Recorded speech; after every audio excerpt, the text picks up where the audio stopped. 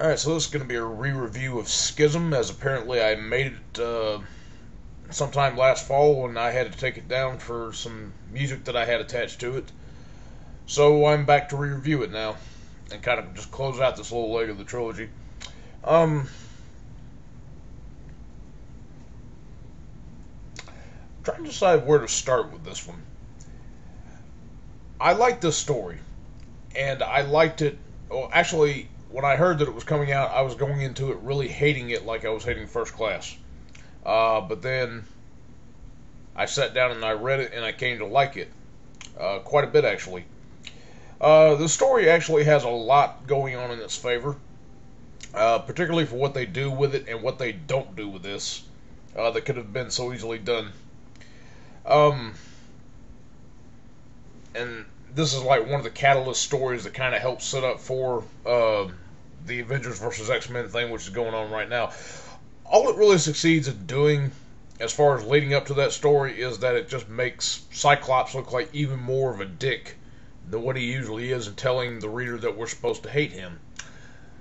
But at the same time, I do want to call out a little bit of the criticism on Wolverine's part. If I'm going to call a spade, I must address both sides of the issues.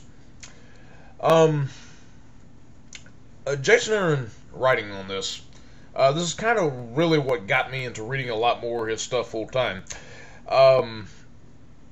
Before reading the story last year, I only knew of him from the Ghost Rider that he did after Daniel Way had left the book, and Punisher Max.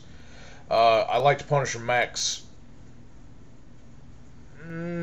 This story here, Schism, is pretty good. Not enough to make me forgive what he did with the Ghost Rider, but it still made me like him a little bit better than I had been doing.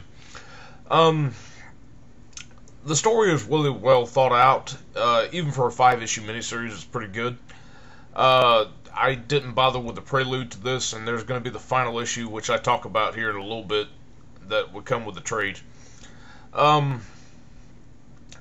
thing is that Cyclops and Wolverine are still trying to be isolationists, and they go before the UN to try and establish Utopia as a recognized mutant nation, which a bunch of them don't. And Quentin Quire actually was released by a mysterious person, and he shows up at this UN meeting and telepathically makes all the politicians there start spilling their secrets and launching a sentinel attack, and just everything that can make the X-Men look bad in the eyes of the public is going wrong. And this is actually quite funny at some points. We start out with this thing. The story is called Schism, and it's about Cyclops and Wolverine not being able to get along.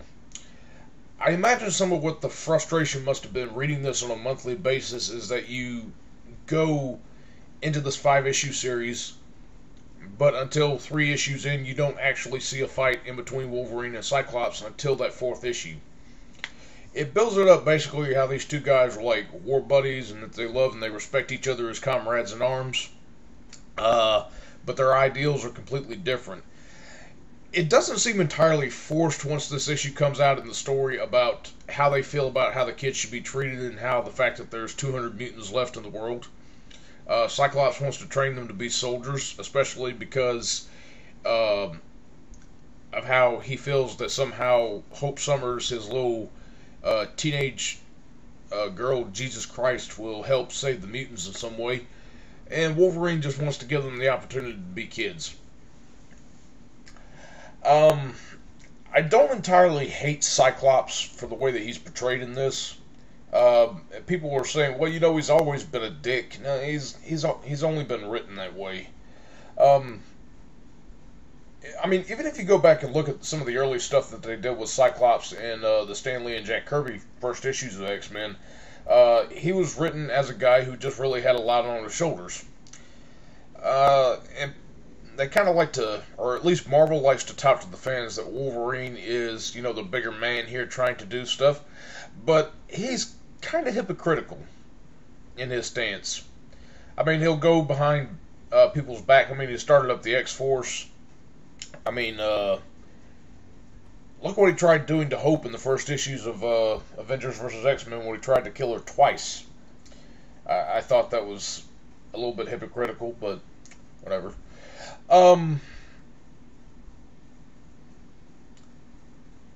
the art in this story, we got like 5 different artists on this. I think we got Daniel Acuna, we got Kubert, we got Pacheco, and I actually rather enjoyed their art. I think I really enjoyed Carlos Pacheco's, who was issue 3, I believe. Was probably about the best one that I saw. Did a really terrific job with that. The art was a little frustrating, kind of going through different issues and reading a different artist's interpretation on it, but the story kind of wound out being so much better that I kind of got over it. With the introduction of the new villains in this story, the new Hellfire Club, which is a bunch of 12-year-old kids, I started out being annoyed by this, but I kind of got over it. I think this is actually the first comic series that I read by Marvel to where they had a movie which was coming out that had the Hellfire Club featured in it as a villain, but they didn't try incorporating any of the movie into the comics. The only thing that was there was the Hellfire Club. And I also enjoyed the fact that Magneto wasn't the focal point of the story and turned back into a villain, which actually worked in his favor. Perhaps that was not the intention of it, but it was just at least something I was happy I didn't see.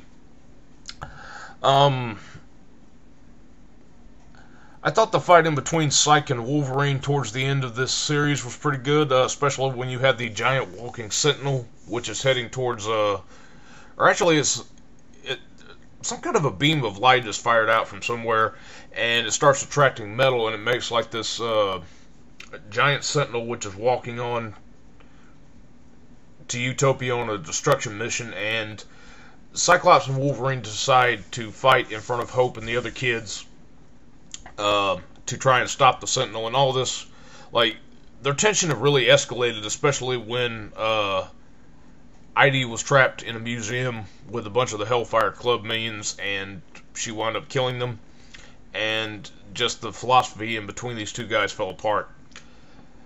And, you know, it's kind of rushed there at the end, but it's still an overall good story to me. I think the only thing is, if you go and buy the trade, like, don't buy the Prelude stuff, because Preludes are useless in a lot of comic events.